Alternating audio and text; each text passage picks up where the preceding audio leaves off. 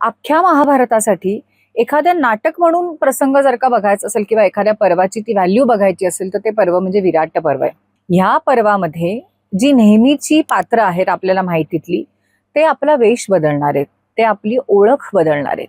आता जेव्हा ओळख बदलतात तेव्हा त्यांनी कुठलं कॅरेक्टर नवीन स्वीकारलंय, कुठलं पात्र ते आता वठवणार आहेत आणि त्या अनुषंगाने त्यांची वेशभूषा असणार आहे, त्यांची कर्म असणार आहेत, हे सगळं त्यांना ठरवावं लागतं.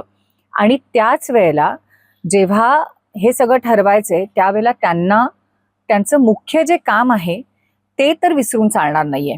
प्रत्येक वेळेला महाभारत एका वेगळ्या आयामातून बघताना तुम्हालाही ते जाणवत असेल, मला ते जाणवतच, की का ते अजूनही बोललं सांगितलं ऐकलं जातं आणि का ते आजही काहीतरी शिकवतं. इतक्या हजारो वर्षानंतर जेव्हा आजूबाजूची परिस्थिती इतकी बदलली आहे तरी ही अशी कुठली तत्व आहेत की जी महाभारताला दिक्कालातीत करतात. ती हीच तत्व आहेत की आज सुद्धा आपल्याला काही काळासाठी वेगळं काहीतरी वागावं लागतं, पण ते वेगळं वागत असताना आपण त्यात गुरफटलो आणि अडकलो तर आपल्याला जिथे पोहोचायचं तिथे पोहोचता येणार नाही. आणि हा संदेश अतिशय ठळकपणे देणारं पर्व म्हणजे विराट पर्व आहे.